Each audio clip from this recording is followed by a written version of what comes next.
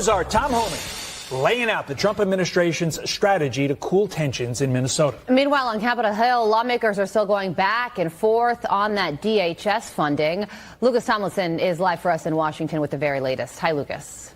Well, good early morning, Carly and Todd. With that looming Valentine's Day deadline over DHS funding, the Trump administration announcing a pullback of federal officers in Minneapolis after those two shootings and protests that have stretched on for weeks. While 700 immigration officers are coming out, 2,000 will remain. President Trump says he favors the reduction. Mr. President, speaking of Minneapolis, what did you learn? I learned that maybe we can use a little bit of a softer touch, but you still have to be tough. These are criminals. We're dealing with really hard criminals. But look, I've called the people. I've called the governor. I've called the mayor, spoke to him, had great conversations with him. On Capitol Hill, Democrats say they want new rules for ICE. GOP lawmakers are demanding an end to sanctuary cities and legislation that would require proof of citizenship to vote. No sooner did that short-lived government shutdown end, but Congress now faces that new deadline to fund DHS, which will hopefully be completed by Friday the 13th, adding to the drama. The top Democratic leaders in the Senate and House, Chuck Schumer and Hakeem Jeffries, have a list of demands. Let's read them. Targeted enforcement, no masks. Require ID, protect sensitive locations, stop racial profiling, uphold use of force standards, ensure state and local coordination and oversight, build safeguards into the system, body cameras for accountability, not tracking, which the DHS says they're already doing, and no paramilitary police. Now, Trump's border czar Tom Homan says he wants more help from local law enforcement to process illegal aliens, jail for criminal activity, to allow for a handoff at the jail, not have agents hunting them down on the streets.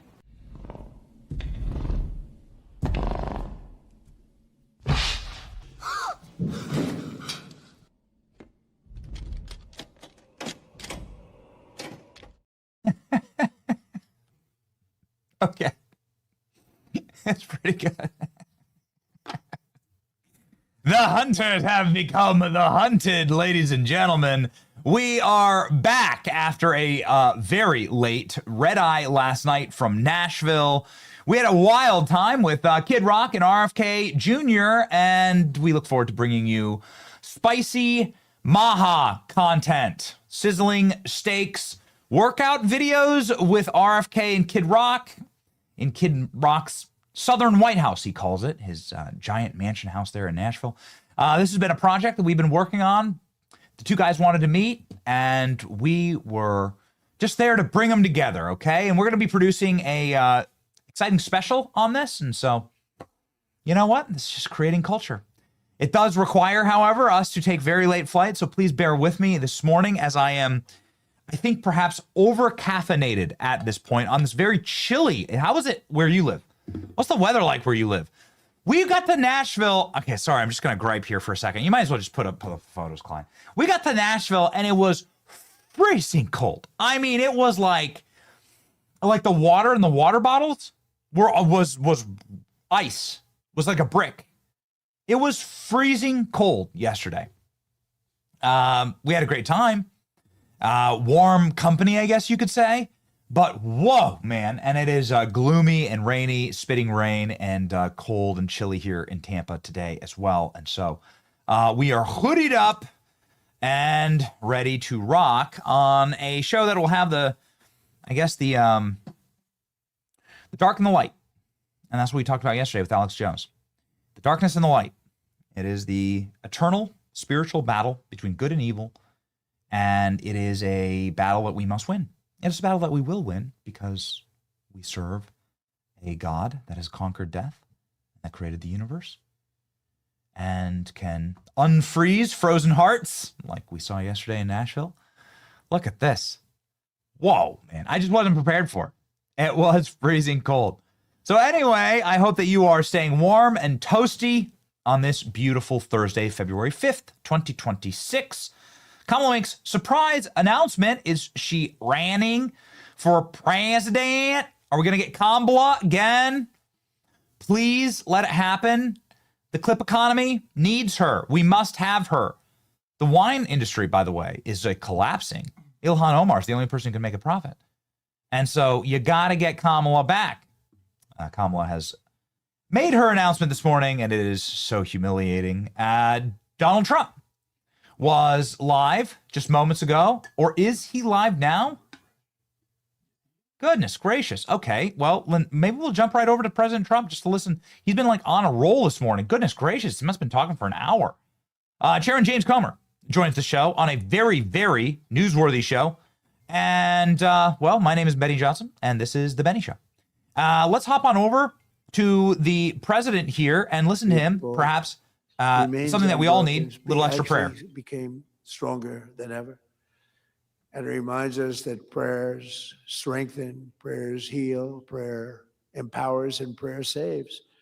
Quite simply, prayer is America's superpower. It really is a superpower. Yes, that's awesome. And it always I love been, that. and it always will be. Prayer is America's superpower. And I have no doubt that with Trump's the at the prayer love, breakfast. devotion, and patriotism of the people in this room and our friends from all over the world, some great ones right here, we can make our country and the world a safer, stronger, more peaceful, and more faithful place than ever before. And it's all happening right before your very eyes. And I want to, again, thank you. God bless you, and God bless America. Thank you, everybody. All right, so President Trump just finishing up here at the prayer breakfast. I know we have a couple clips from this. I'm asking the team for one. Jamie sent one earlier today. I don't like sleeping on planes, says Trump. I like looking out the window, looking for missiles and enemies, actually. Do we have that plan? Did he actually say this? This is the national prayer breakfast. All right, here we go. It's Donald Trump saying he doesn't sleep on the plane. He's staring out the window looking for enemies. You can go and sleep. We have quarters prepared for you. I said, no, I don't have to sleep. I've been on a plane sleeping for 20, I'm sleeping the plane. I don't sleep on planes. I don't like sleeping on planes, you know. I like looking out the window watching for missiles and enemies, actually. But he said, sir, we have a place prepared for you, and we can meet after you've rested. I said, no, let's go. I like looking out the window. Looking for enemies and missiles. You hang out a day with Kid Rock and you hang out a day with these guys, the RFK is the same, and you realize the country's just run by bros, man. The country's just run by like good old-fashioned bro energy. And it's just dudes who want to kick a couple doors in and who want to save this place. It's very inspiring. I got to tell you, I'm not trying to get too philosophical this morning. President Trump, though, did do that in his remarks. We have one more here for you from the prayer breakfast. Donald Trump clearly having the time of his life here. For 4 years, ISIS rebuilt. And they have a little bit of ISIS now again. And we knocked the hell out of them the other day in Nigeria because they were killing Christians. You know about that. They were killing Christians. So you can't do that. When Christians come under attack, they know they're going to be attacked violently and viciously by President Trump. I know it's not a nice thing to say, but that's the way it is. President Trump, ladies and gentlemen, one final clip because we are such a huge proponent of the SAVE Act. We'll be having two members of Congress on the show. We're going to be talking to a co-signer of the SAVE Act, Ron Johnson, here, ladies and gentlemen, in just a moment. Senator Ron Johnson and Chairman James Comer on the show today, live. But at President Trump saying we must get this done. We must pass mandatory voter ID. Only citizens can vote. Limit mail-in voting to emergency situations. Vote on Election Day. It is the only way to save the nation. Truly, the SAVE Act is correctly named the only way to save the nation. Here we go. Presidents, they bailed out on you. They bailed out. They want to be neutral. They want to be neutral or against. You know, the Democrats are against. I don't know how a person of faith can vote for a Democrat. I really don't. And I know we have some here today, and I don't know why they're here, because they certainly don't give us their vote. I certainly know that we're not going to be convincing them to vote for a little thing called voter ID. It polls at 97%. And even the the people, the voters, are at 82% for voter ID, but the leaders don't want to approve it. They said they will strike. They will not allow it to happen. It's polling at over 90%. It's called voter identification. When you go to the polls, you show, yes, my name is so-and-so, and I live in the country. I'm here. I can vote. They say, that's not allowed. And no, everyone's trying to figure it out. And they do something to win. You know what it is? They cheat. But let's get on to another subject. No, at that, they're the finest, probably anywhere in the world, I would say. But we're trying to pass voter ID and other things having to do with your religion. And getting the Democrats to vote is very, very tough. But we're grateful to the co-chairs of the breakfast. All right. Ladies and gentlemen, Donald Trump pushing hard for the SAVE Act, as we have been for the better part of the last, well, certainly for 2026 and the end of 2025, as the SAVE Act began rolling. Critically important to educate the American people on what this act does. This act severely limits mail-in voting and electronic voting.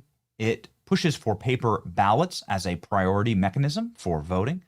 It also, of course, limits voting to people on the voter rolls, people who've been registered to vote, and American citizens.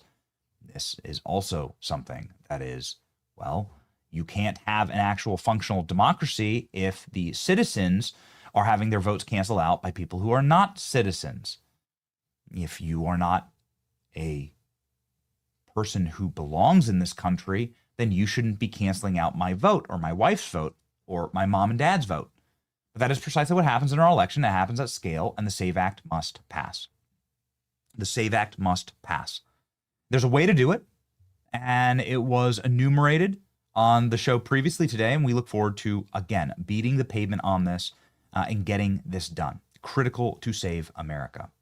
Can the entertainment industry be saved? That's a great question from our partner today on the program. The Pendragon cycle, released now on the Daily Wire. It is a hit series, The Rise of Merlin. The truth about the Pendragon cycle is that this is exactly what fans wanted. Hollywood wouldn't touch it. The Daily Wire did. The story is about power, sacrifice, and Christian beliefs that shaped the West to tell the kind of tale that people use to build civilizations on. Merlin isn't just a wizard. He's a man caught in the middle of a violent world where power ruled. Old pagan gods were fading. The Christian faith was beginning to reshape the world. The Daily Wire presents The Pendragon Cycle, Rise of Merlin. Watch the 7-part series now on Daily Wire Plus. Okay, so we've been watching the Jeffrey Epstein emails release so that you don't have to, because this stuff is extremely dark. And we don't really know. I mean, even with like Alex Jones talking yesterday, I got to be perfectly honest with you and square up with the audience here. Like, it's just hard to listen to this stuff. It's just difficult to hear. And I'm not saying Alex is a liar. I would never say that. If I thought he was a liar, I would never bring him on the show. I think that Alex Jones is one of the people who've been speaking truth about this for longer than probably any single human being alive. You can go back to clips from the 90s. Alex Jones putting his entire career and life on the line, going and exposing Bohemian Grove and other nefarious acts of the occult. The occult is real. The occult fears only one other religion, and that is Christianity. The occult doesn't fear Islam, doesn't fear Judaism, it doesn't fear Hinduism, it doesn't fear Buddhism. This is why they're constantly attacking Christian churches, including but not limited to Don Lemon. It is permissible to discriminate against Christians, particularly white Christians. I don't think Don Lemon's little antics would have gone over well at a black church in the South. We've covered that paradigm. But nonetheless, it is permissible for leftists to discriminate openly against white Christians. And they attack them. And they attack them out of the evil in their hearts. Evil is real. The occult is real. And what's been exposed in these Epstein emails is satanic practices. It is sacrifice practices. I know that Alex touched a lot on it on the show yesterday because he's just, again, the renowned expert But I want to like, I felt like on the show today, I didn't do a good enough job. Let me tell you, man, like interviewing Alex Jones is there is no way to steer the conversation. You just let Alex go, right? You let Alex go and you keep sort of feeding the beast, right? When it comes to Alex Jones, this is the strategy when interviewing Alex Jones. He's just been at this for so long. He's just the granddaddy of them all. He's also, again, in this Epstein saga, been proven probably more right than any single human being alive, any broadcaster, certainly any streamer. And so what was his take? His take was that we finally got him, that we exposed the actual occult, that we exposed these Satanists. And Alex said it a couple times on the program. It's going to look through the clips here, Klein. Okay. Yeah. Alex said it. He talked a lot about occult practices and made some allegations that Jeffrey Epstein was potentially alive. What will happen to the Clintons next?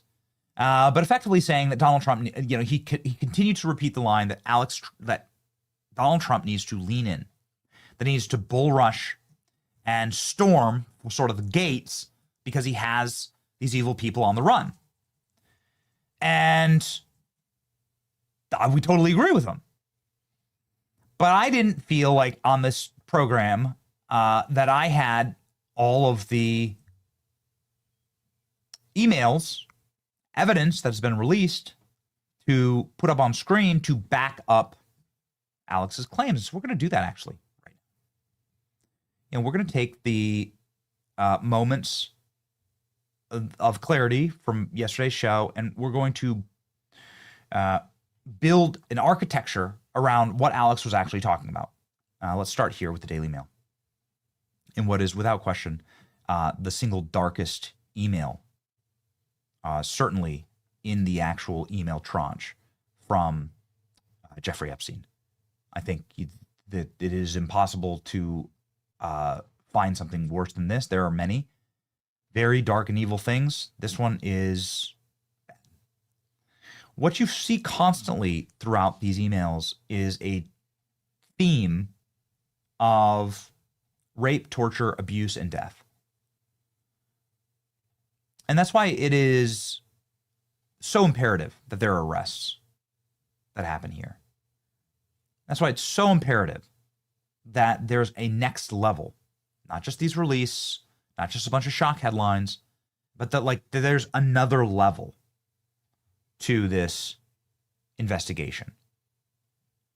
That people who were involved or people who were on these email chains get their names unredacted and get brought in for questioning about what exactly did you mean when you were talking about ordering the death of 2 foreign girls strangled to death with rough fetish sex to be buried on his ranch.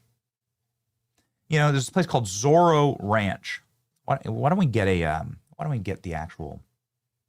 Can we get the actual geographic location? I want to show. Let's show everyone where this actually is. And according to the Epstein experts that we've been talking to, this is the place where actually a considerable amount or the majority of the evil practices, rituals, incantations, murders, deaths, torture, all of this occurred here at the Zorro Ranch in New Mexico. Is it for sale? Oh, okay. Well, get me the Google Maps, please. So this ranch, according to the email, let's go ahead and read. According to the email, this ranch was the location where bodies were buried of 2 foreign girls that died during rough fetish sex. Now, this is just, again, this isn't just one email that we plucked out of the 3 million documents, photos, videos that were released by the DOJ. There is a trend here. We'll show you the trend. And it's a tough way to start the day, but it's just, it felt like since we went there with Alex Jones yesterday, we might as well just reinforce this point that what you are fighting is pure evil. I'm glad that we had Donald Trump in the prayer breakfast actually to start the show off today, because we'll need prayers for this one. Jeffrey Epstein ordered the burial of 2 foreign girls near his ranch, where they were strangled to death, according to emails released from the latest Epstein file.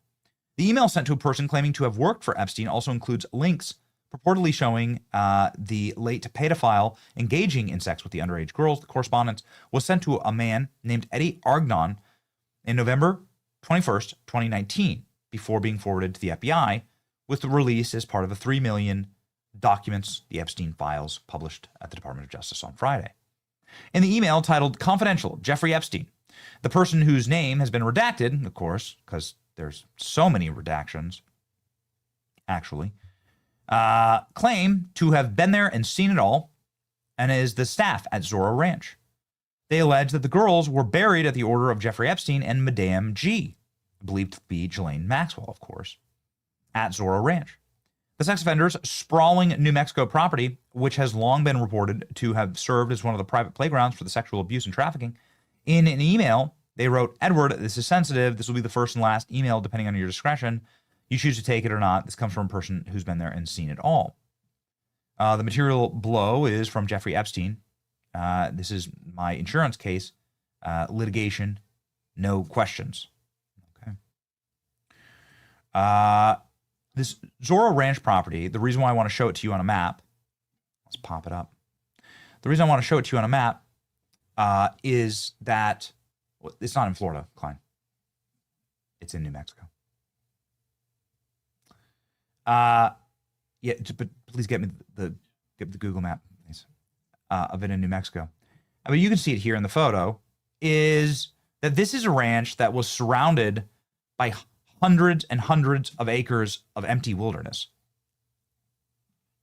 This is a ranch that was not accessible, the outside world, where you could literally get away with murder. Is it less accessible than the island? Well, I'm not sure. I think that it's possibly easier to actually boat up to the island. There's a lot of people that go up and boat up to Jeffrey Epstein's island all the time and go run around. Luke Rudowski is a friend of the show. He'd done this. He just boats up to the island, hops off, and goes and runs around it. And he's filmed everything. People have run and filmed on this. No one's been able to get on the ranch because the ranch is in such a rural and remote location that it is utterly inaccessible unless you are someone who is invited. Okay, so yeah, okay.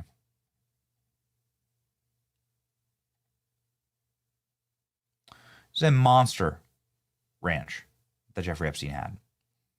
And if you were looking to get rid of a body or get rid of someone, then this desert, this sprawling desert, would certainly be the location to do so.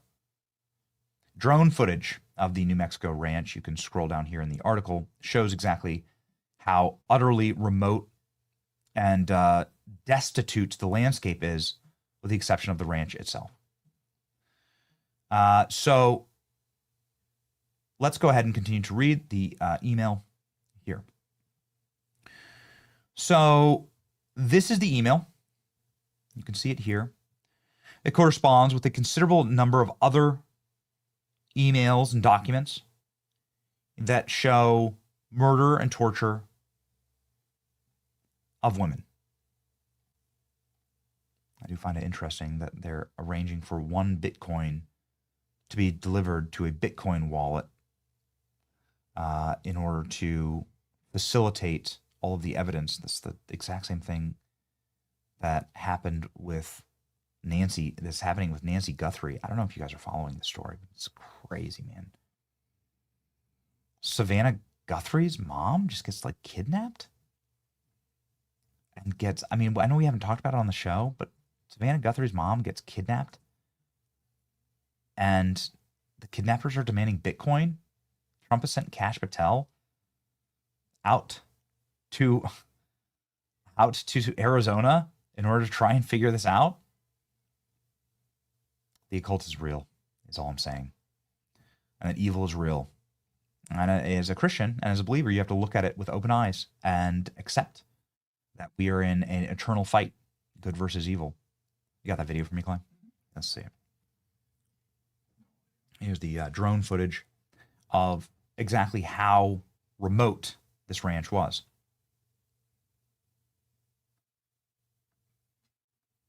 So, why would you need so many remote places? You know, it really does beg kind of the question.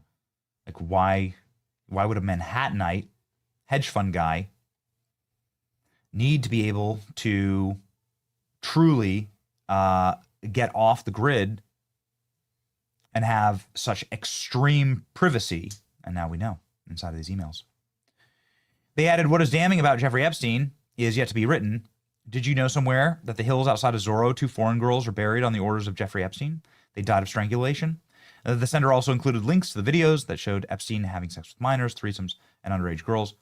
And then they demanded payment of Bitcoin for the video, for the full video and information. The email was forwarded to the FBI 3 months after Epstein died. Metropolitan Correctional Facility in New York City. Documents released as part of the Epstein files also show the pedophile financer intended to leave his Zorro estate to his Belarusian girlfriend. Epstein bought Zorro Ranch in 1993. The former 3-time New Mexico governor was the past owner. So he bought it from the governor of New Mexico. Got it. 13 square miles in the high desert, 26,000 square feet. And it also had a firehouse, horse stable, 7-bay heated garage, a gatehouse to grow fresh produce, and an airstrip and a hangar and a helipad. So you could be completely and totally independent and alone in this location. Epstein owned the property until his death. His estate listed it for $27 million. The price was dropped to $18 million. Goodness. And the ranch sold for undisclosed price. They should really do the subsonic, earth penetrating investigations of the area around that ranch and to see if they find any bodies. Epstein used Zorro Ranch as an isolated getaway and playground for VIP guests who were able to come in more discreetly than they could even Little St. James, right? The most evil things that happened with Jeffrey Epstein happened at this ranch. Civil filings claim that the compound hosted a former Prince Andrew, who was accused by Virginia Roberts, who produced photographs and written statements showing that she visited the compound and was abused there. All right. This is what Alex Jones spoke to us about. Alex Jones noted to us yesterday that this was effectively a cult worship and practice that was going on inside of the Jeffrey Epstein universe. And this is like it all sort of locks in, right? If you're a Christian, if you're somebody who follows Christ, you'll of course know the teaching of Christ where he says in very blunt terms, it's better for you to have a giant rock tied around your neck and to die at the bottom of the ocean than to harm a hair on the head of a child. And so if you are harming children, then there is no doubt whom you belong to.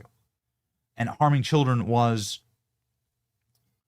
a moderate way to say what Jeffrey Epstein was doing.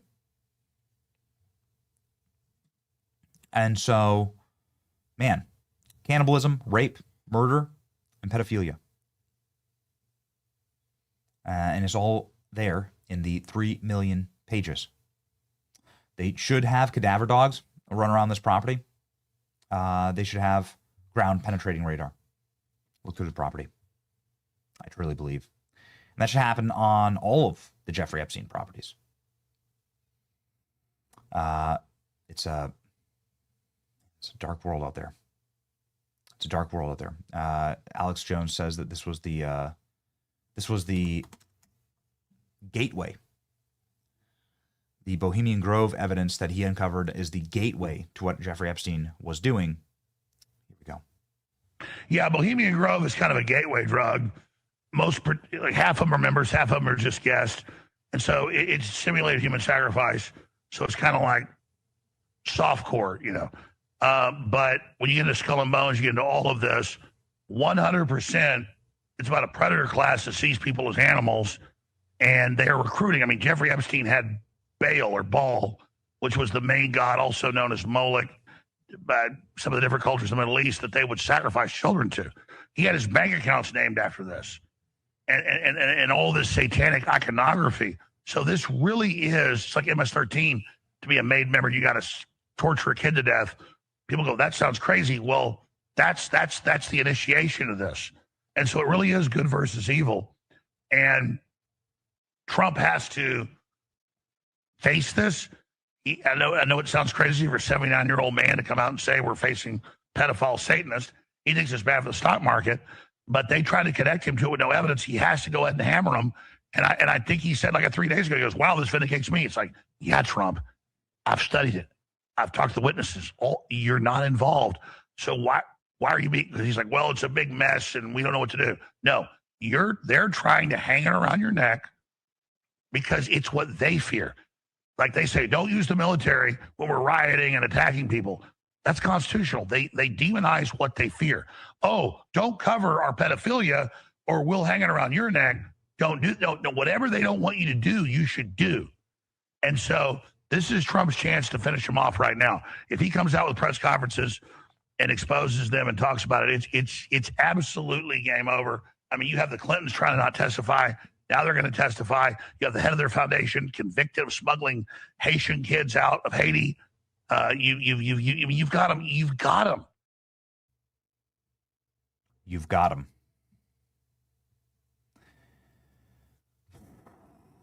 What was all this for? And what happens when Americans realize that our tax dollars went to pay for this? Check this out. Speaking of the ranch was fun. In one of the DOJ documents here, the ranch was really fun. This is the Netanyahu document, where they inexplicably blur out or redact the photo of Jeffrey Epstein and Bibi Netanyahu. Look at the top line. I hope the ranch is fun. It's the ranch, man. That's the one that they went to for the truly evil stuff. And this redaction of Bibi Netanyahu is completely wild. It follows, by the way, a trend of Jeffrey Epstein clearly being Israeli intelligence. They all answer the CIA, I think, but now it is now just completely confirmed that he was Israeli intelligence. Check this out. Jeffrey Epstein, joking, I am not Mossad. Israeli Prime Minister Ehud Barak, you or I, smiley face. Both of them saying that we are not Mossad. Okay. Well, he's emailing with the Prime Minister of Israel, and they're both sending each other winky faces. It's like out of a bad comedy. It's like out of a bad script. Did Jeffrey Epstein commit murder? Because remember, the allegations here are that 2 women were tortured, then murdered at the ranch. Can we find that in other pieces of evidence, right? Or is this just the one? It's just like the Trump allegation, right? And Trump's name is peppered in these things because the tip line, as soon as people realized they could either get money or get famous off this, E. Jean Carroll style, they flooded the tip lines with the most grotesque and scurrilous allegations against President Trump. None of them have been proven credible. None of them. And none of the victims had said that President Trump victimized them at all. None of them. They have all been live on MSNBC and been asked about this ad nauseum. Virginia Roberts is a good example of this, saying Trump was the perfect gentleman. Doesn't say the same thing about Bill Clinton. But anyway, like the point is that are there allegations that seem to match a pattern? Yes, there are. Here's Jeffrey Epstein talking about murder. No one's going to lie to me and get away with it. No one. Whoops is correct. I give you permission to kill him. Rights redacted. Well, what is, I mean, are they talking about this literally? Klein, I'm going to need this email up. Yeah. No problem. Thank you, guys. I'm going to need this. Yeah, I'm going to need to like ask the question, what do they mean by this? Hopefully someone like James Comer can ask the question, like, do they literally mean kill? There are also, and let's just blast through these quickly, but they talk regularly about an escape hatch that was used, and they have photographs of it on Jeffrey Epstein's island. This was an escape hatch. There's so many different videos of tunnels from the island. So many different videos of tunneling under the island. He's very proud of those. And in New York City, perhaps in the ranch.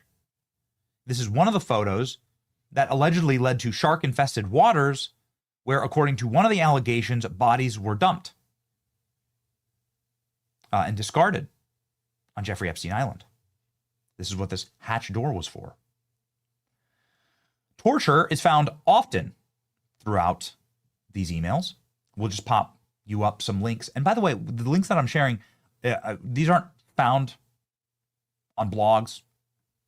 These are not found on something that could be manipulated, right, by AI. This is directly from the documents. These are DOJ links. All the links are DOJ links. To blank. Do you want me to try to do her or just torture her? Says Jeffrey Epstein. I think I'm going to torture her, says Jeffrey Epstein. Where are you? Are you okay? I love the torture video. Did you torture her? Goodness gracious. And then no one will lie to me and get away with it. I give you permission to kill him. And there's not a lot of ambiguity in these comments. There's not a lot of ambiguity in any of this.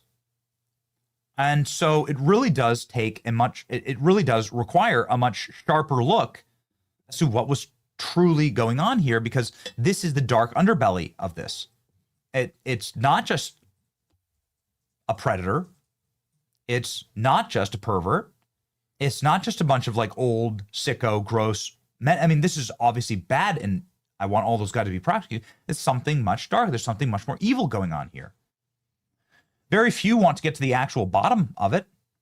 My next guest does, and is actually doing what I would call the Lord's work on getting the Clintons to testify before his committee, the Oversight Committee, in Congress. As a remarkable turn. I've never seen anything like it. And also, the Clintons now have thrown down the gauntlet and demanding that testimony be in public. And so let's please welcome to the program back our dear friend, Chairman James Comer.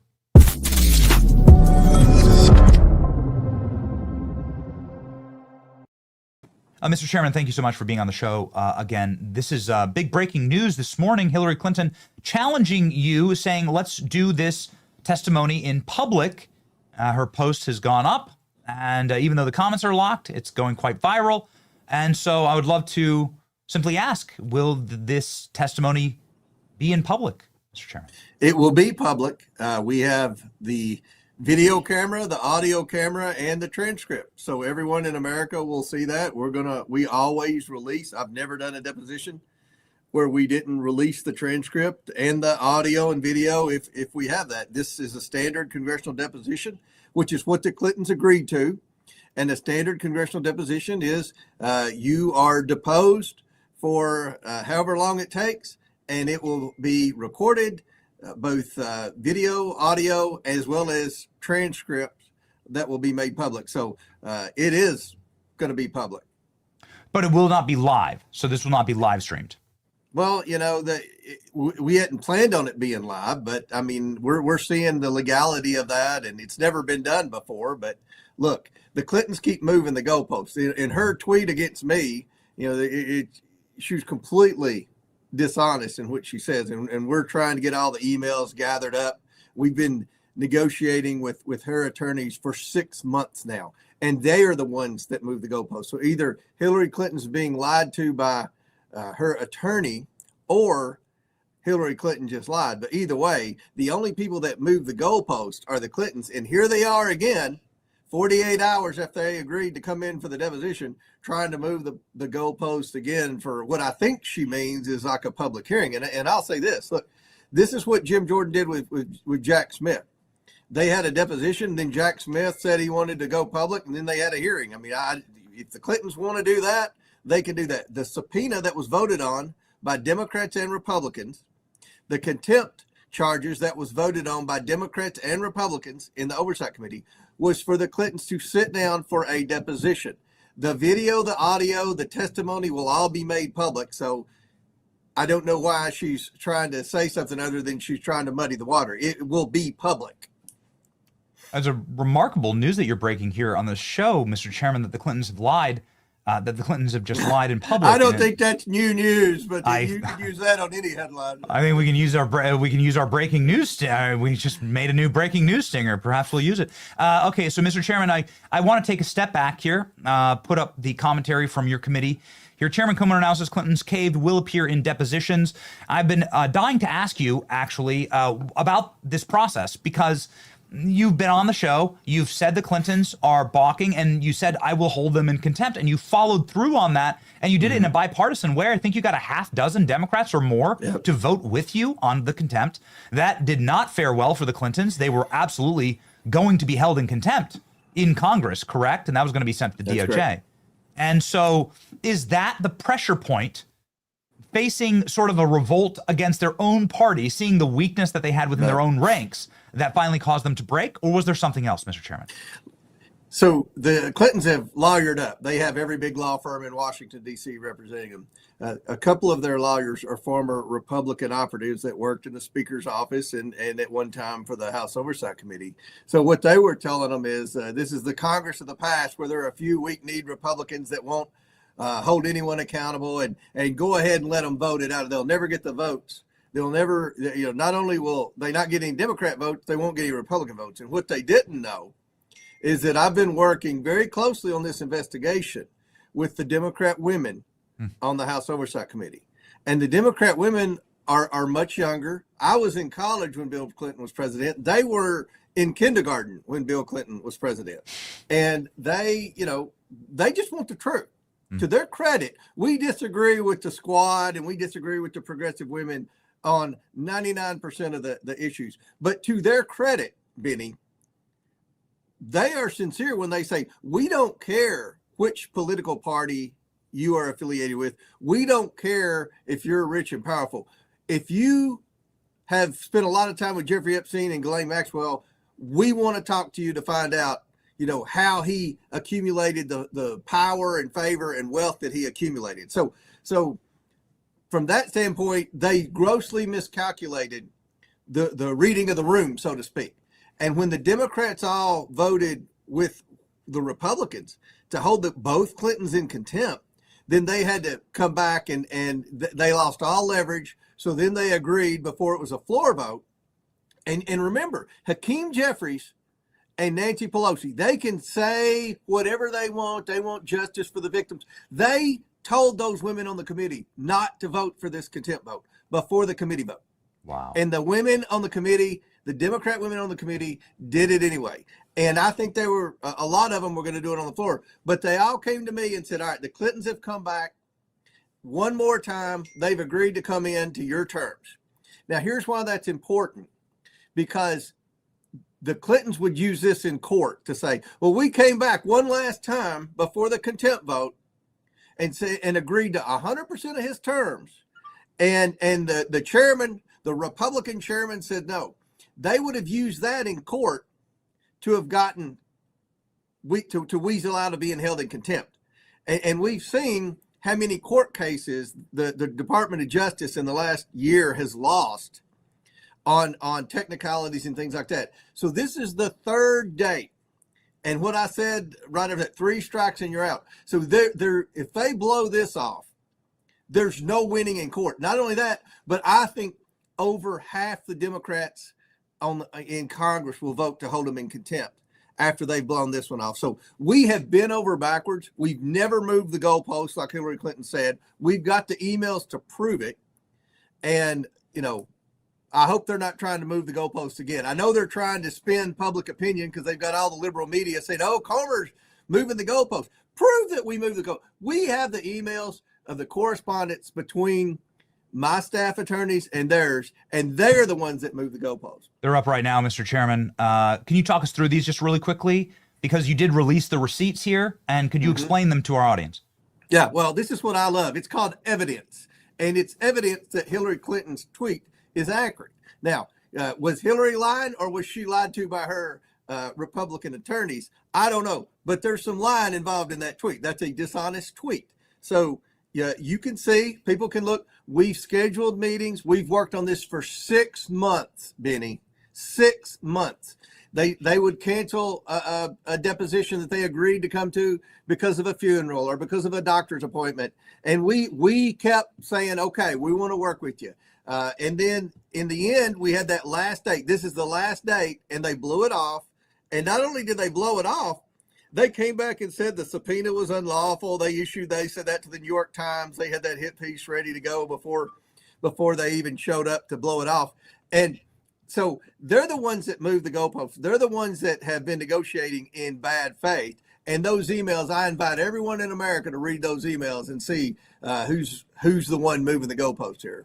Up on your screen now, I know that it's not wise to tell everyone what questions you plan on asking, but what do you believe are going to be some of the lines of inquiry? Obviously, we have roundly praised you for putting up the Clinton hot tub photos and some of the photos of Clinton with Jeffrey Epstein victims in his laps. These are photos that you had printed out, blown up on big poster boards in this contempt vote and talked through. These are extremely disturbing photos.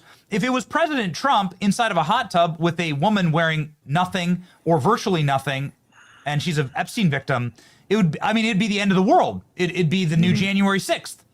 But this is Clinton.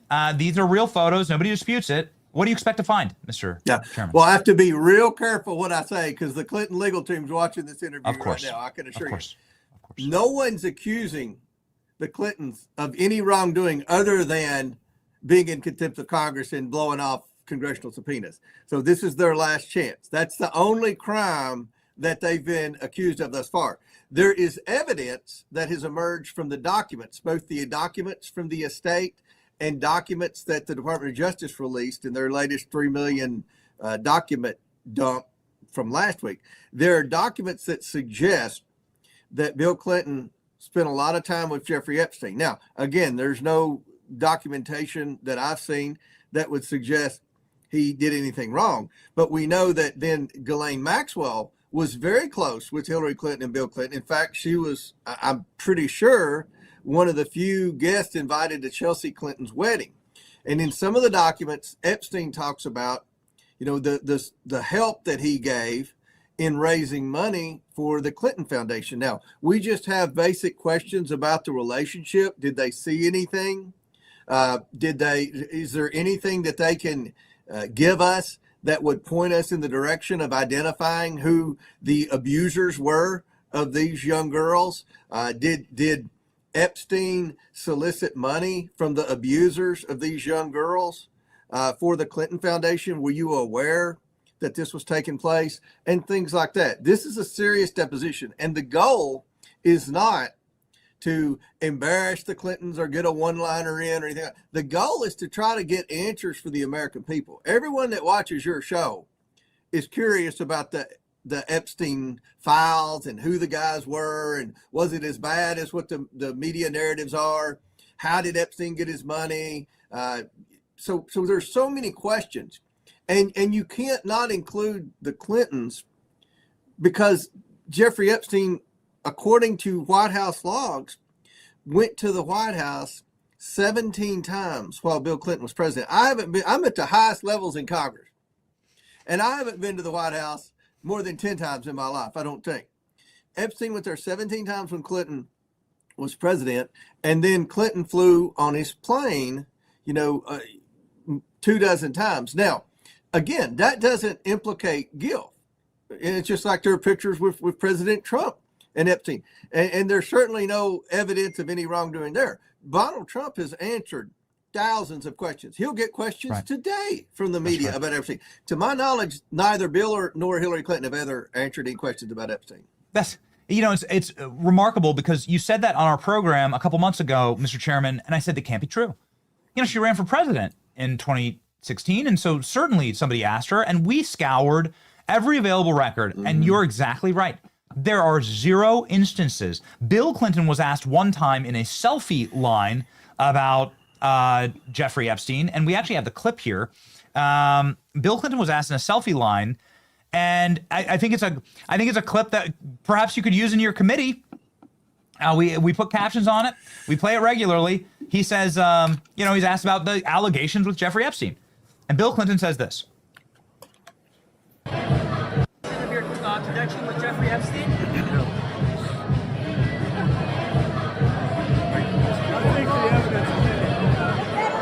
I think the evidence is clear. Well, he's telling us to look at the evidence, Mr. Chairman, and that's speaking your language. Yeah, look, I mean, again, there's no question that the Clintons spent a lot of time with Epstein and Maxwell. Again, that's not an admission of guilt. All we want to know is any hints, any information that would lead us to be able to hold people accountable who committed crimes.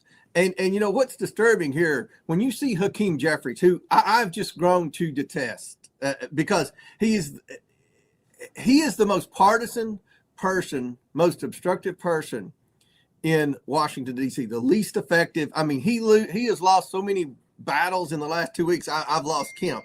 He goes in there and demands to the women, mansplains to the women on the Oversight Committee why they can't vote to hold a mighty Democrat in contempt of Congress, even though everyone else in that subpoena that the Democrats voted for testified. You think Bill Barr wanted to testify in front of the House Oversight Committee in a deposition? You think Alex Acosta, who got grilled, and by the way, is not going to fare well at the end of this investigation, because the ball was dropped in Florida. Oh yes. So that and those are 2 Republicans, high-ranking Republican officials in the Trump administration that had to sit and answer questions. But the Clintons, they're so entitled, they think that they don't have to answer questions. And again, I have been extra careful to never accuse the Clintons of any wrongdoing. But when you see pictures, when you see emails, when you see, document after document that White House logs, flight logs that show the Clintons spent an enormous amount of time with Epstein, and you can't find anywhere on the internet or in a newspaper where they've ever answered any questions, then the American people have a lot of questions for the Clintons about this, and they should want to answer. And they're trying to play the victim card. They're not the victims, Benny. The victims are the girls. Yes. And that's who this investigation is for. And to the credit of the female Democrat members on the committee, they agree with that. The victims are not the Clintons. The victims are the girls. We've shouted them out before, and we're actually stunned when we saw this be a very strongly bipartisan vote. And that spelled obviously doom when it would go to the well of the House. And I'm glad to know that our instincts were correct there, that was the pressure point. That finally broke the Clintons. It is, and I think that's what's important. Hakeem Jeffries keeps going on TV and saying this is a partisan investigation. Remember, this subpoena started from a Democrat motion on the committee. No one told me to investigate Epstein. Wow. That wasn't even on our list. We're more focused on waste, fraud, and abuse. The Democrats made the motion. The Republicans amended the motion. The Democrats all voted for the names, which included Comey, Merrick Garland, Bill Barr, Alex, Acosta came later. But anyway, the Democrats voted for that. Everyone else has answered questions except the Clintons. So to say this is a partisan investigation, that's not factual, because the Democrats on the committee voted with us to hold the Clintons in contempt, even after Nancy Pelosi and Hakeem Jeffries told them not to do it. I just have to follow up on one thing that you said in your answer here, Mr. Chairman. Alex Acosta. Now, I cannot believe that I missed this, but I didn't know that you had already deposed him. And that's, of course, the famous line that says Epstein belonged to Intel. I was told to back off. And he was supposed to be prosecuting Epstein. We shouldn't be having this conversation. It makes me quite angry, Mr. Chairman, if I may. It makes me quite angry because we shouldn't be having this conversation. Epstein should be rotting in jail. Mm-hmm. If he was rightfully charged in 2016 to 2008, and that's, by the way, under a Republican president, with Mueller at the head of the FBI and the DOJ at the time, if they were rightfully charged, if he was correctly charged in that instance, then Ghislaine Maxwell, along with so many others, would be in prison for the rest of their lives, for a very long time at least. And we wouldn't even know the name Epstein, but that didn't happen. And instead we get headlines like this. Can you unpack anything for us on this, Mr. Chairman? Well, we made the transcript public with Epstein. And let me assure you, Benny, that was a hard-hitting deposition from both sides. It wasn't just the Democrats. We hit Epstein, or we hit Acosta as hard as the Democrats, because they did drop the ball in Florida. Yes. And one thing Acosta said in his deposition was, well, he had the biggest legal team in the world. We thought it was a win to make him have to go to serve some time in prison and to be a registered sex offender. So that did happen. He did go to prison for a little while, but he was out, and he once he got out, that's when the real bad characters emerged, because you could make the argument, if you're someone that was friends with Epstein before he went to prison, before he pled guilty for soliciting an underage girl and being a registered sex offender, you could make the argument, well, they didn't know that. Once they knew that, then there's still a lot of rich and famous people that's affiliated with Epstein after they knew the goods on him. So that's the point in where I think the investigation should really focus, is who's still associated with Epstein after he got out of prison the first time. And you're right, he should have never gotten out of prison, ever. Yes, correct. And I think one thing that you'll see that should surprise no one, the government did a poor job of investigating Jeffrey Epstein. I would make an argument that we've probably spent as much time on the Oversight Committee investigating Epstein and talking to people as the U.S. government did that first time he got convicted. Now, the second time, the pressure was building and they investigated a little more. But, a lot of the people that we've already talked to, a lot of people that we're fixing to bring in, have never had to answer questions about Epstein. So these are missing pieces to the puzzle that I feel like we're trying to do on the Oversight Committee, and it is bipartisan, despite what the New York Times or Hakeem Jeffries or the Clintons say. So did he not get it? My team says that he was never asked about the belongs to Intel in the transcript that you released. Did that not happen? Did nobody say, hey, what do you mean when you say that he belongs to Intel? I don't recall anyone asking him about that, but I'll have to go back and review the transcript to find out. We'll get an answer for you. All right, you guys can come to our show for any question prep anytime. We'd be happy to prep you if you ever call in Bill Gates. Do you intend on doing that? You said that there's going to be a delineation of the people who cozied up to him after the sex offender, and that one of those individuals was Bill Gates. Will Bill Gates get called before your committee? Yeah, the interview that his wife is asking for that. Sorry to interrupt you, but his wife is asking for that. And that makes it even more likely that will potentially happen. I don't want to do anything between now and February 26th or 27th, of course, to jeopardize the Clinton deposition. Remember, there's another deposition in the Epstein investigation before we bring in the Clintons in a couple of weeks. We're deposing Ghislaine Maxwell next week.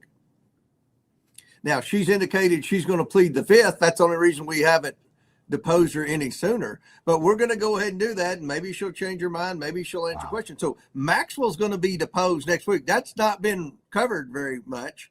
So we've got, and then another individual is going to be deposed. So we have, prior to the Clinton depositions, we have 2 more depositions already booked that we're preparing for. So we're doing a lot in this investigation. And every single person of those 4 that are going to be deposed before February 27th, the Democrats have requested that we depose them as well. So again, this isn't partisan. This is bipartisan. Final quick question, and thank you for your generous time here and answering all of this. The audience has been very interested, of course, and very bought in. Final quick question. So you're saying that you're open to Bill Gates being called before your committee? Well, we could do like Jack Smith did. Jim Jordan subpoenaed Jack Smith for a deposition. Jack Smith sat down for a deposition. Then after the deposition, he said he wanted a public hearing. If the Clintons want more Oversight Committee, after 2 full days of depositions, then we'll more than likely accommodate that. But right now, the subpoena and the contempt was for depositions. Depositions, you've heard me say a million times, are much more substantive than committee hearings. Committee hearings are more for entertainment. Depositions are more for substance. Yes, I was asking about Bill Gates, not Bill Clinton. Oh, Bill Gates. Bill Gates. You are open to Bill Gates testifying before your committee. Melinda Gates is saying he should answer for his relationship with Epstein. We're very open to that. We're talking with counsel now. I don't want to do anything or say anything, of course, to jeopardize the Clinton depositions, but I would say the odds are good that Bill Gates will have to answer some questions from the Oversight Committee. Wow. And a final warning shot if the Clintons decide to not show up at the end of this month. Then, what will happen? Then I would say a supermajority of Congress will vote to hold him in contempt, and then it'll be turned over to Pam Bondi, just like when Navarro and Bannon were held in contempt by Congress. It was turned over to Merrick Garland. And they talk about precedents, I think Merrick Garland set a precedent for people who defied congressional subpoenas and were held in contempt of Congress. So after that point, then you need to refer your questions to the Trump Department of Justice. I apologize that we had so many questions on this, but we have been excited, and we've been very proud of you and the work that your committee has done to actually get this over the finish line. America needs these answers, and we'd be thrilled for it to be public or for us to see it. And so, yeah, I really hope that it can all happen. And so, God bless you, Mr. Chairman. Thank you. You will see it, Benny. You will see it. Yes. All right. It will be made public. Follow the chairman here. He has nearly 300,000 subscribers here on X, one of the single most effective members of Congress. And that's saying a lot. Thank you, Mr. Chairman. Thank you.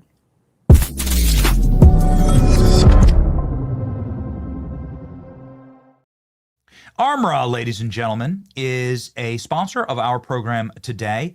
If you are feeling sluggish like I am today, I'm just like, listen, it is what it is. You take a red eye and you're just like, oh man, I'm too old for this, right? Sluggish, bloated, not like yourself. Life bombards you with a lot of silent threats like processed food. We talked a lot with RFK Jr. about that yesterday.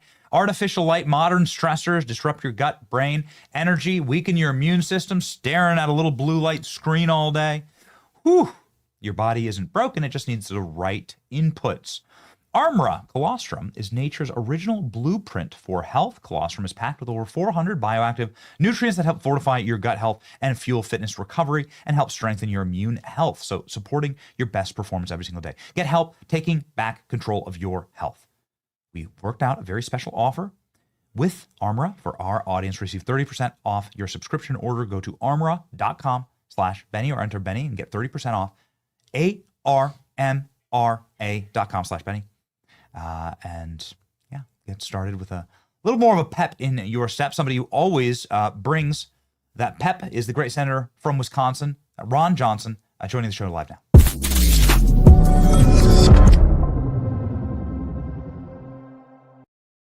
Congressman, we had a scheduling reconnection with James Comer, and so I appreciate your patience here with us. Thank you. Well, Benny, hope you're doing well. Senator, the SAVE Act. I mean, I'm sure you have plenty to say about the Clintons being deposed. I'm sure maybe maybe you wish you were a House member. I don't know. For that, I would love to see you depose, ask the Clintons some questions. Actually, you're probably the number one senator I would like to see ask the Clintons questions, frankly. Well, you know, the House Oversight Committee has a much larger staff than we have. They decided to take this Epstein file investigation up. I don't like duplicating effort. And I realize a lot of focus is on the people who associate with Jeffrey Epstein. My primary question, and I don't know why we can't get to the bottom of this with the Trump administration, is, you know, the answer that Acosta gave. We were told he's part of intelligence. Yeah. What does that mean? Yes. And I think, you know, guilt by association is pretty powerful in this case. These people weren't gallivanting with Epstein and not doing things that are certainly untoward. But how did Epstein ever become Epstein? Where did he get his money from? You know, yes. If he was part of U.S. intelligence, to what purpose? I mean, what was he serving? Those are the questions I have. I mean, I've got every bit as much curiosity as everybody else in terms of who all was involved from the rich and famous, but how was he made? Who was he working for? What was his purpose in life? That's really those are the answers I want. I have a profound respect for Chairman Comer, and we love it when he's on the program. But my team scoured this Acosta document and couldn't find the word intel or intelligence or belonged to intel at all. How do you do that deposition without asking him about his most famous quote, Senator? I know. Again, that's what I'm curious about. Again, I have such a mistrust of government. Yes. At all levels, all these agencies. Again, I've been trying to investigate these folks, whether it's a Republican administration or a Democrat administration. They do not provide the documents I ask. I have to subpoena them. I still don't get them. What is going on?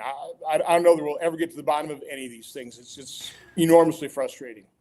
Yeah, Mike Benz, who is a just excellent researcher and one of the best. He used to work at State Department and so on. He has great credentials.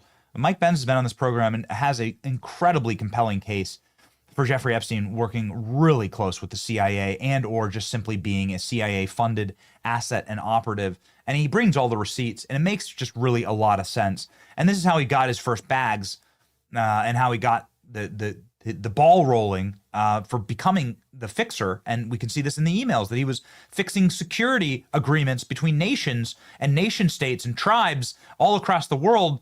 You don't do that unless you're working as an intelligence asset. It's just a matter of fact. And it shouldn't be that difficult to piece together just his financial backing. Look at his tax returns. Yes. How did he obtain this wealth that he Where are those? used in his endeavors? So again, I'm not doing the investigation. I'll let the House do it. But I would just encourage the House to really look at who is Jeffrey Epstein, who financed him, who is he really working for? Yeah. Just one kind of esoteric question for you before we move off this topic. What does happen when America finds out that Jeffrey Epstein, who bragged in print about being a CIA agent, that article from the Weekly Standard, we have it. He has photos now that the government has released inside of CIA evidence lockers with evidence bins marked CIA.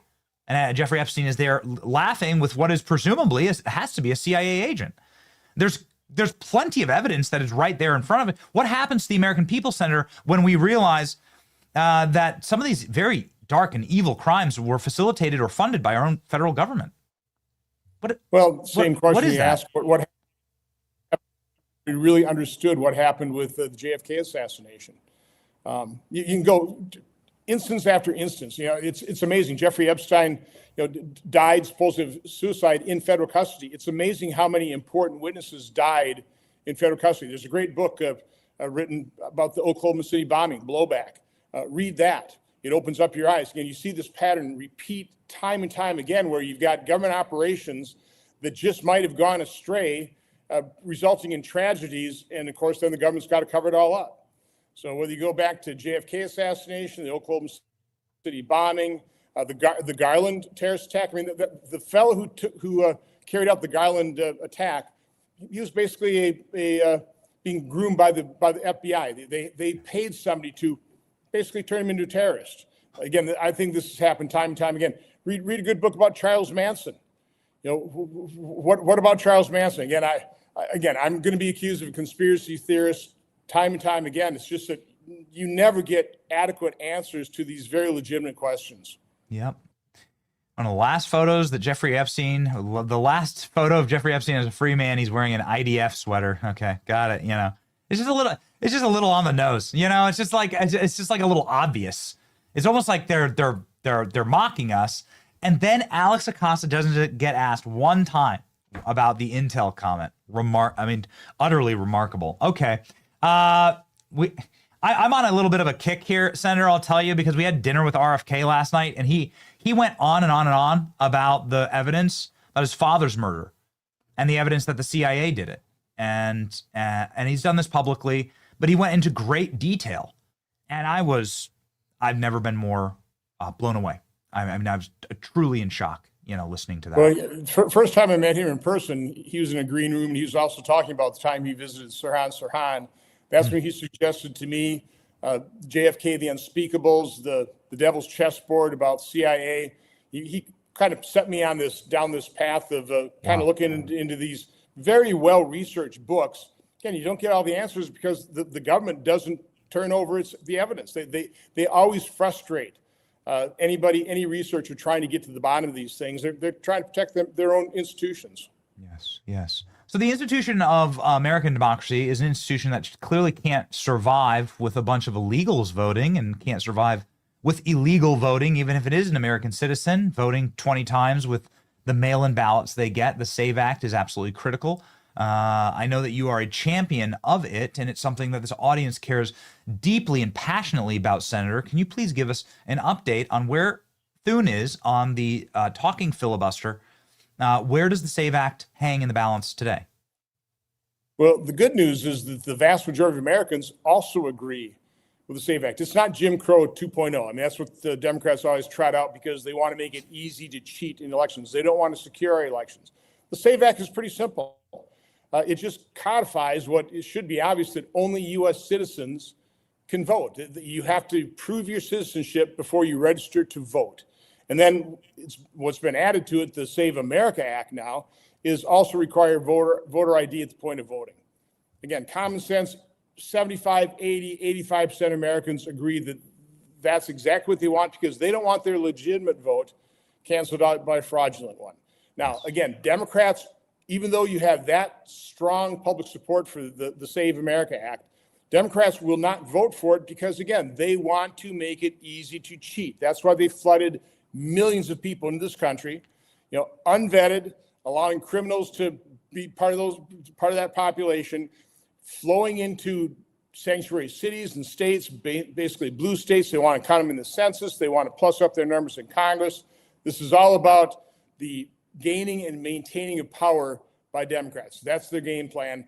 And if they can get power by cheating, by manufacturing votes, mail-in balloting, relaxing rules on absentee balloting, counting ballots, a week, 2 weeks after the vote where it's easier to manufacture ballots, that's exactly what they'll do. So that should speak volumes.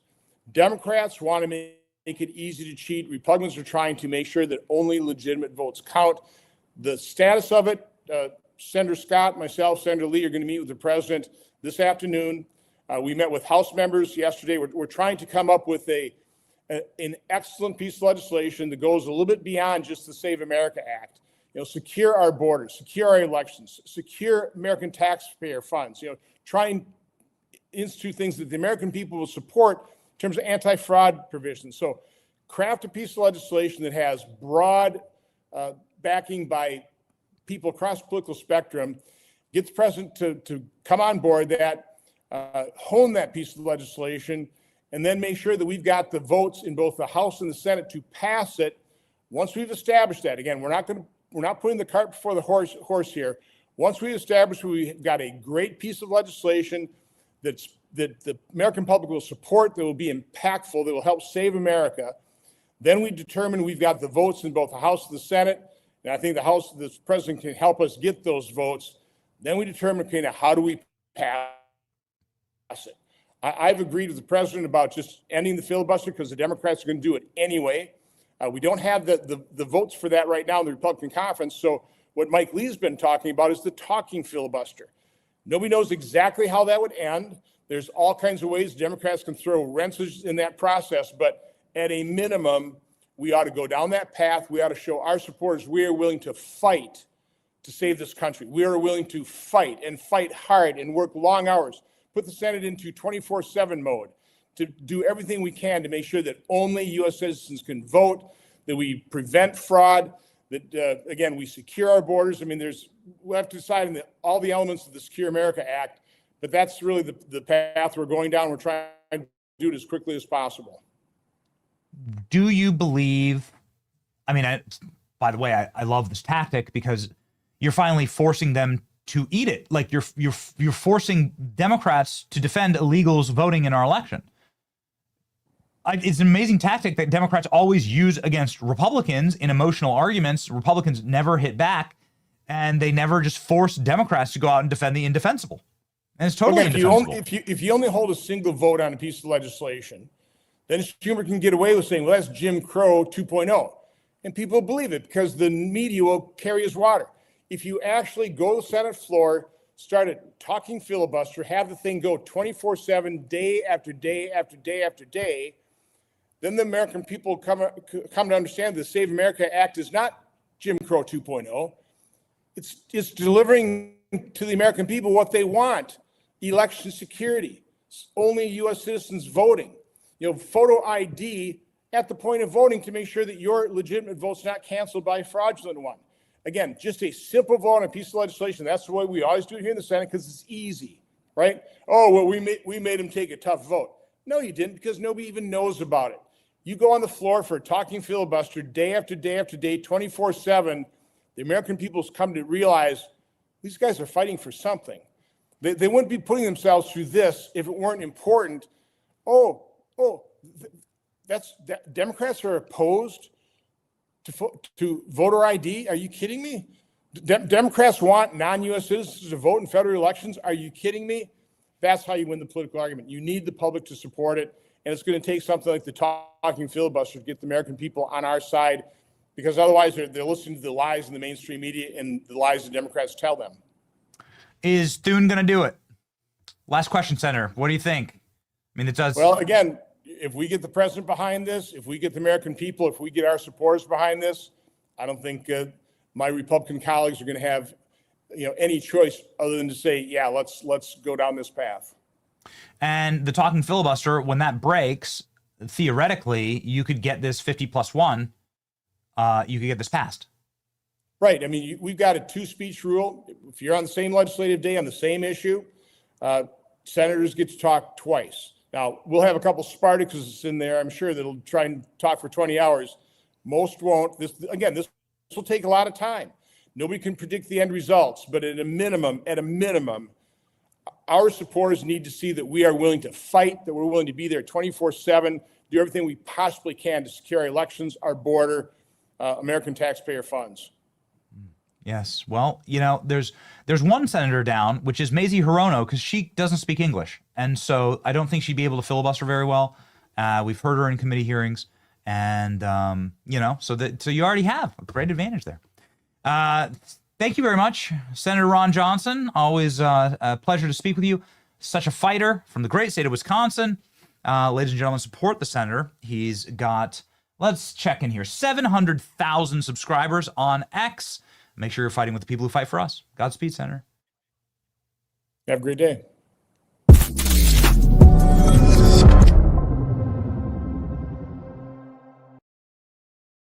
Ladies and gentlemen, such a just a wild news day yesterday. It was crazy to be out, out shooting in Nashville, because every time I check my phone, it's like another massive breaking news event. And there's a reason why we keep asking about Bill Gates, is because Bill Gates can't get his story straight. We'll cover that in just 1 second. First, American financing. The math ain't mathin', as they say. It ain't adding up lately between the grocery store and those skyrocketing insurance premiums. Even a steady job, more families are being forced to rely on high-interest credit card debt to cover expenses. If you're a homeowner and caught in that cycle, carrying on balances with these insane interest rates, which should be illegal in the 20s or 30s, those are usury rates. It's time to get some relief right now. Mortgage rates are at a 3-year low, and my friends at American Financing can help homeowners pay off their high-interest credit card debt in the low 5s. Their salary-based mortgage consultants don't just push loans, they build exit strategies from debt. On average, they're saving their customers $800 per month. So call today, 888-528-1219. That's 888-528-1219, AmericanFinancing.net/Benny. Okay, so somebody who should be calling the panic line is Bill Gates. Bill Gates, I was foolish. I apologize. Deeply regrets spending any time with disgraced Jeffrey Epstein and denies he took part in any sexual wrongdoing. Okay, I got a couple thoughts off the top of the dome here. Bill Gates, we have, as a matter of fact, because it's been reported for years now, Bill Gates being blackmailed by Jeffrey Epstein, using young Russian women who he was having affairs with. We know their names. we have videos of them. There's photos of them with Bill Gates, and there's mounds of evidence of this happening. So again, what you're going to do is you're going to hear Bill Gates lie here in this clip, because Bill Gates lies, and he uses the same line that all of his PR, the best PR people on the planet, have coached him to say, which is, "I just had dinner. They're just dinners. I regret the dinners." But it's been well and widely reported that it's more than that. And we'll cover that in just a second. Here we go. Here's Bill Gates yesterday in panic. Bill Gates back in Australia committing his money to medicine. But as we sat down, the world was gripped in the latest round of accusations from the Epstein files. Yeah, I met Jeffrey in 2011. The focus was always he knew a lot of very rich people, and he was saying he could get them to give money to global health. You know, in retrospect, that was a dead end, and I was foolish to spend time with him. I was one of many people who regret ever knowing him. Tonight, the demand for answers include from his former wife. Those questions are for those people and for even my ex-husband. They need to answer to those things, not me. You've no doubt seen the allegations, including some of them from the last 24 to 48 hours. Are they true? No, apparently Jeffrey wrote an email to himself. That email was never sent. The email is, false. So I don't know what his thinking was there. It just reminds me, every minute I spent with him, I regret and I, apologize that I did that. The problem is some of the things that he has sent and some of the information about other people that has come up in those files has been true. Why would he do this and say this about you, do you think? It's factually true that I was only at dinners. I never went to the island. I never met any women. And so, the more that comes out, the more clear it'll be that although the time was a mistake, it had nothing to do with that kind of behavior. I never went out. I never met any women. Well, okay. Here's the photos of you meeting the women that Epstein says he blackmailed you with. This is Maria Antonova. She's a young Russian bridge player, 30 years younger than Bill Gates. Jeffrey Epstein allegedly tried to blackmail Bill Gates over extramarital affair. This is what was happening here. It's been reported in pretty much every major publication on Earth. Bill Gates has never denied it, but there in that clip, he says, "I never did anything. I just had a dinner." Well, okay, what about this? And the reason why this story is important is because what we found out in the Epstein emails is that Jeffrey Epstein emailed himself, which is a very curious thing to do. If you're somebody like Jeffrey Epstein, you would only email yourself if you're trying to create a draft of something that you're going to send. And Jeffrey, what? If you were planning on hurting Bill Gates, if you were planning on destroying his career, you just leak all this stuff to the tabloids. Jeffrey Epstein emails himself that Bill Gates got an STD from Russian hookers and that he gave that STD to Melinda Gates. Melinda Gates then divorces him. Jeffrey Epstein says that Bill Gates was surreptitiously giving drugs to Melinda Gates in order to deal with that STD. These are all available. You can read the emails we have. And Melinda Gates, quite soon after this, does divorce Bill Gates and then goes on national TV and says that I can't be intimate with Bill anymore. Okay. And then just 24 hours ago, Melinda Gates, don't need to play the clip because we're already done on the show, but 24 hours ago, Melinda Gates says that Bill Gates must answer for his relationship with Jeffrey Epstein. This is why we're asking members of Congress about it. This is why Bill Gates should inarguably be one of the next people to come in and have to answer these questions. It's just dinner. Will that actually hold up? Will that excuse hold up? It's just dinner. Nobody asked Alex Acosta about Epstein belonging to Intel. Man, that's crazy. I'm going to have to think about that one. That's maybe I don't have the same trust in the system. I'm not sure. There's one system I do trust. Patriot Mobile, the patriots of this country, standing together to make a bright and better future for our nation. Every single day, Americans make the choice to shape our country's future right down to which cell phone providers we use. Here's what most people don't realize. Patriot Mobile isn't just a wireless provider. They're a Christian conservative organization that sells top-tier cell phone service. It's premium service that kept us connected in icy cold, frigid Nashville yesterday. you know, at the very least, we were able to keep posting and keep rocking. It was a rowdy, rowdy day.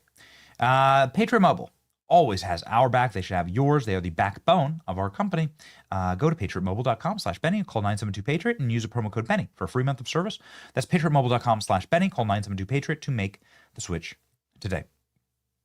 We'll end the show on some very, very good news here. Ryan Ralph in prison for the rest of his life. You will never have to hear that name again until, our God, who is the author of life and death, decides that it is the bell tolls for thee, right? Ryan Ralph will never see the light of day again. This is the man who stalked President Trump with a illegal firearm, was trying to kill President Trump on his golf course. He nearly accomplished that goal. He had to be fired upon by the Secret Service.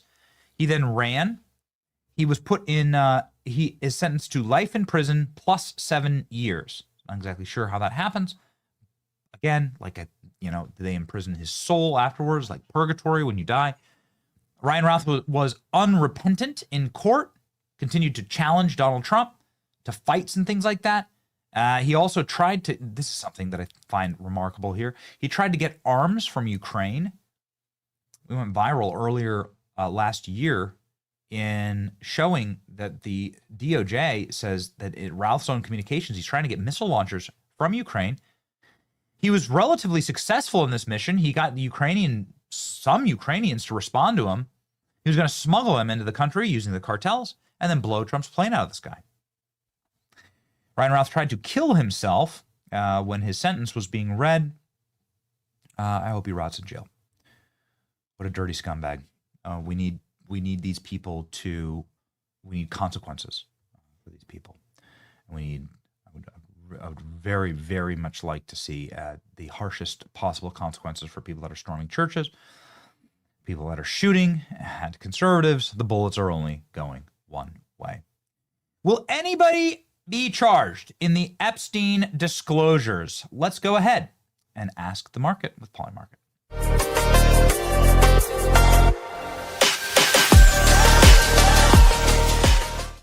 I want to end with good news. This is good news. 60% likelihood that someone will be charged over the Epstein disclosures. Yay. Good. Again, this is just the smart money. These are just odds, but yay.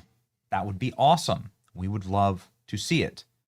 We've done our level-headed best on this program to give you the good, bad, and the ugly, to show you what the reality is of these documents and this drop. And we're not going to back down, even though it may be uncomfortable or there may be some naughty words or dark topics. We'll do our best to stare into that blackness and seek truth and light, salt and light on the other side. Somebody who's not seeking that is Kamala Harris, who has not launched her campaign for president, but has relaunched a media company for Gen Z. Oh, okay. All right. So everyone thought that Kamala Harris was going to announce she's going to run for president. And here's the video that she released from Kamala HQ 67. Yeah. Can we do the nuclear? Thank you. Thank you so much. Thank you, Kamala, for coming back. We built an entire universe of cringe stingers and assets and media to play for Kamala Harris, and they've just been collecting dust. So here we go, nuclear cringe.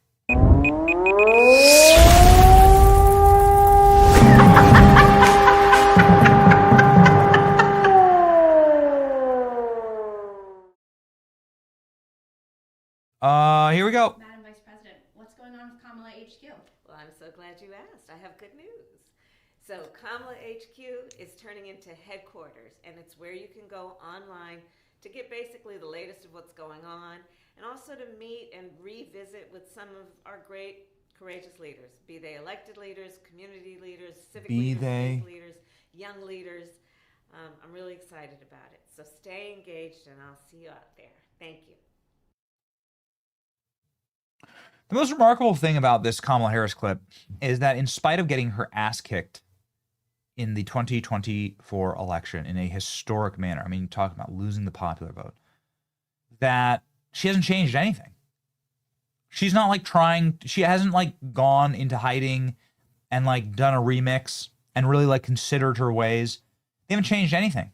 This tweet's still up. Look at this. Rare photo of Tim Walz. Hopefully, before his arrest. Will that ever happen?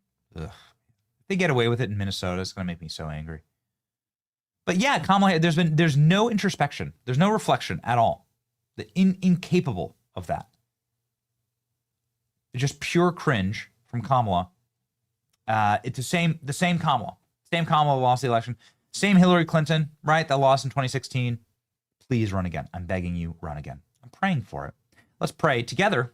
John 10:9 for our verse of the day. I am the door. If anybody enters through me, he will be saved and will go in and will find pasture. John 10:9. Ladies and gentlemen, the only way to salvation, the only way to repentance, the only way to a peaceful life is through Christ Jesus. And that is the truth. And that's what this show's about, is the truth. As tough as it might be, this entire Epstein saga has been a real one, you know? But we've put our shoulder to the wheel, and we want you to know the truth. We demand the truth. And ultimately, Christ is the truth. And so, as frustrating as some of this stuff can be, they didn't ask Alex Acosta about the Intel comment. As frustrating as some of this stuff can be, at the very least, we have that. And in the end, what does that guarantee us? We're going to win. So march with us. It's your boy Benny. See ya.